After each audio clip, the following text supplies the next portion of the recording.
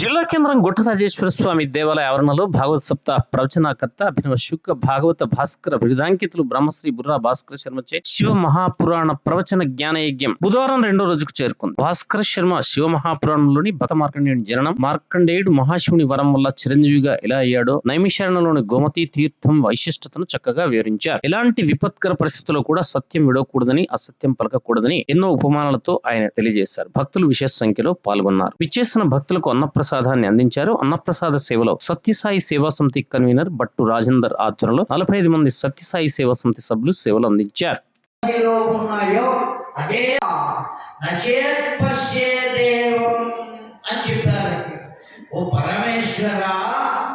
అమ్మవారే లేకపోతే నువ్వు చెయ్యి కూడా కదపలేవు.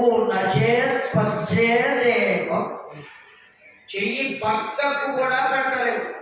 అమ్మవారు ఉన్నది కనుకనే ఆవిడని ఏమంటాం మనం? శక్తి అని అంటాం అమ్మవారు. ఆ అమ్మవారు కూడా ఎన్ని రకాలుగా ఉన్నదిట? 3 రకాలుగా ఉన్నదిట. అందుకనే ఆవిడని మనం ఏమంటున్నాం? మహాకాళి, మహాలక్ష్మి, మహాసరస్వతి అని పిలుస్తున్నామండి. అర్థమైందా? కనీసం చూడగలమండి వాళ్ళని మనం చూడలేము. కానీ అది చూడడానికి పనికొచ్చే మనుష్య రూపాలు కాబట్టి వాటిని ఏమంటారో తెలుసునా అండి? 3 రకాలు అని చెప్పుకున్నాం కదా. 3 రకాల రూపాలకి 3 పేర్లు పెట్టాం, తెలుసుకుంటున్నాం. ఆడవాళ్ళని తీసుకొచ్చి వాళ్ళకు చీరలు పెట్టి, సారీలు పెట్టి, ఇవన్నీ చేసి చక్కగా కూర్చోబెట్టి పూజ చేస్తున్నాం అమ్మవారి రూపంలో. కానీ వాళ్ళు ఎవరు అంటే మనలోనే ఉన్నారండి. ఎవరినో తీసుకొచ్చి అక్కడ కూర్చోబెట్టి పూజ చేయకుండా ఎక్కడున్నారు వాళ్ళు చెప్పండి ఇప్పుడు గట్టిగా. ఆ 3 రూపాలతో ఉన్న అమ్మవారు ఎక్కడ ఉన్నారు అంటే మనలోనే. గట్టిగా చెప్పండి ఇప్పుడు ఆ మాట. మనలోనే ఉన్నారండి వాళ్ళు. ఎవరయ్యా? ఇచ్ఛాశక్తి, జ్ఞానశక్తి, క్రియాశక్తి. ఈ 3 మనలో ఉన్నాయి. ఇచ్ఛాశక్తి, నేను వంట చేయవలే అనే కోరిక కలగాలి. ఆ కోరికతోనే ఆ శక్తి ఉంటుంది. ఆ శక్తి కలిగితేనే ఆ కోరిక కలుగుతుంది. లేకపోతే నేను వంటను అని వాడు కూర్చుందనుకోండి, ఏం చేస్తాడు వాడు? ఏ హోటల్తో పెడతాడు, లేకపోతే వాడే చేసి తాను తిని భార్య కింద పెడతాడు. ఇప్పుడు చాలామంది ఉన్నారు అటువంటి వాళ్ళు. పూర్వం పాపం ఉండేవాడు కాదు మా చిన్నప్పుడు. కనుక ఇచ్ఛాశక్తి, ఇదిగో ఈ పని నేను చెయ్యాలి అనేటువంటి కోరిక కలగడం, దాన్ని ఇచ్ఛాశక్తి. దాన్నే జ్ఞానశక్తి అని అంటాం. ఆ పని ఎలా చెయ్యాలో తెలుసుకోవాలి. తెలుసుకోకపోతే ఏం చేస్తారండి? కొత్తగా పెళ్ళయింది, ఆ పిల్లకు కాపురానికి వచ్చింది, వంట చేసి పెట్టమన్నాడు భర్త అనబడేవాడు. ఆఫీస్కి వెళ్ళాలి, సాఫ్ట్వేర్ ఇంజనీర్. ఆవిడ పుస్తకం కొనుక్కొచ్చింది, వంట ఎట్లు చేయవలెనో పుస్తకం కొనుక్కొచ్చింది. ఆ పుస్తకంలో రాసి ఉన్నది బియ్యం గిన్నెలో పోయవలెను, నీళ్లు పోయవలెను, నీళ్లు పోసి కడగవలెను, కడిగిన నీరు పారపోయవలెను, మరల మంచి నీరు పోయవలైనటువంటి వాడు అమ్మవారిని ఆధారముగా చేసుకున్నటువంటి ఆ పరమే ఎంత భావం ఉన్నది ఆ ఒక్క శ్లోకంలో. ఈ ఉన్నటువంటి ఈ శివ మహాపురాణం ఎన్ని భాగాలుగా ఉన్నది అంటే నేను చెప్పుకున్నాం 1,00,000 శ్లోకాలతో 12 భాగములుగా పరమేశ్వరుడే పార్వతీదేవికి చెబితే మన మీద ఉండేటువంటి కరుణ చేత వ్యాస భగవానుడు 1,00,000 శ్లోకాలు 24,000 శ్లోకాలు ఏర్పాటు. 24,000 శ్లోకాలతో మనకు శివ మహాపురాణం అందించాడు. కేవలం 24,000 క్రియాశక్తి. నాకు అన్నీ తెలుసు కానీ నేను మాత్రం చెయ్యను అంటే అప్పుడు ఏమవుతుందండి? చెయ్యాలన్నా అక్కర్లేటువంటి దాన్నే క్రియాశక్తి అని. ఈ 3 రకాలైనటువంటివి మనలోనే ఉన్నాయా, బయట ఉన్నాయా చెప్పండి? మనలోనే చెయ్యలేము మనం.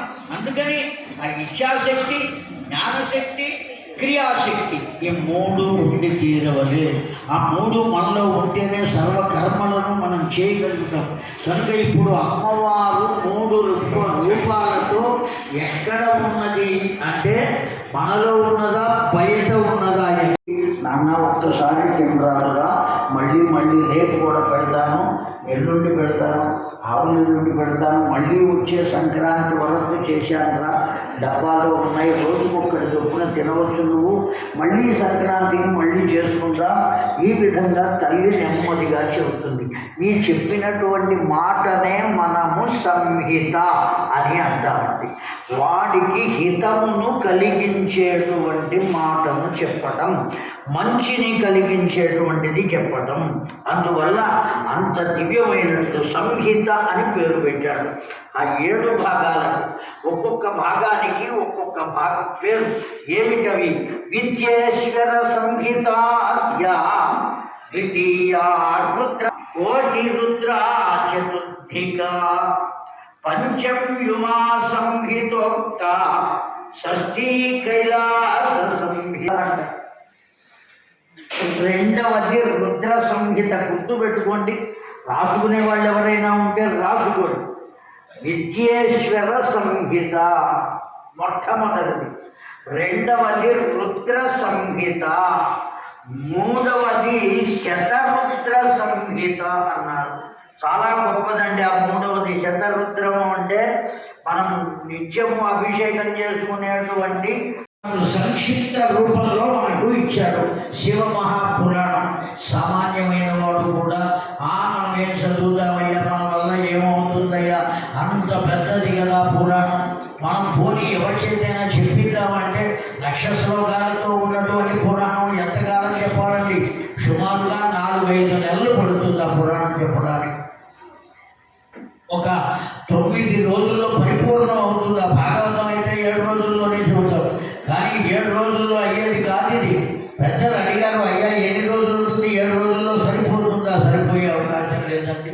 కేవలం భాగవతం ఉన్నది 18,000 శ్లోకాలు, దానికన్నా 8,000 శ్లోకాలు ఎక్కువ ఉన్నాయండి. 6,000 శ్లోకాలు ఉన్నాయి. అందువల్ల ఖచ్చితంగా 9 రోజులు ఉండవలసిందే అని ఈ 9 రోజులు ఏర్పాటు చేసుకున్నాం మనం. ఎంత అదృష్టం అండి. సంఖ్య కూడా అంకెలు ఉన్నాయే, అంకెలలో అన్నిటికన్నా పెద్దది ఏంటి అంటే 9. పక్కన 10 అయితే 10 9 కన్నా గొప్పది కదయ్యా, పెద్దది కదయ్యా అంటే పక్కన 0 చేరిస్తేనే అది 10 అవుతుంది. పక్కన ఎప్పుడైతే 1 వచ్చి చేరిందో దాన్ని సంఖ్య అంటారు, కానీ అంకె అని అనరు. అనేటువంటి పదానికి 2 భావాలు ఉన్నాయి. ఒకటి వేదము అని అర్థం, సంహిత అంటే వేదము. 2వ భావం ఏమయ్యా అంటే దాన్ని ఎవరు ఆశ్రయిస్తారో వారికి సరి అయిన హితమును అందించున్నది అని అర్థం. సరి అయిన హితం మనకు కొన్ని హితంగా అనిపిస్తాయి, కానీ అవి మనకు హితం కావు. జాగ్రత్తగా వినండి. ఓ పిల్లవాడు ఉన్నాడు, ఆవిడ చికినాలు చేస్తోంది. సంక్రాంతి పండుగ. చక్కగా వస్త్రం వేసి, తడిపిన వస్త్రం దాని మీద చుట్టుకుంటూ అలా కూర్చుని మొత్తానికి వేస్తుంది. నూనెలో వేసింది, అవి బాగా కాగింది. ఏమంటే వేగినాయి, తీసి పక్కన పెడుతోంది. పిల్లవాడు చూశాడు, అమ్మ నాకు పెట్టవా? ఒకటి వాడి చేతిలో పెట్టింది. అది తిని మళ్ళీ వచ్చి అడిగాడు, ఇంకోటి పెట్టవా, ఇంకోటి పెట్టవా, ఇంకోటి పెట్టవా. అయితే ఒక్కసారిగా ఇన్ని తినడం అనేటువంటిది వాడికి హితము కాదా? హితము కాదు. అవన్నీ చేసింది తినడం కోసమే, అంతేగాని అవతల పారేయడం కోసం చేయలేదు కదా.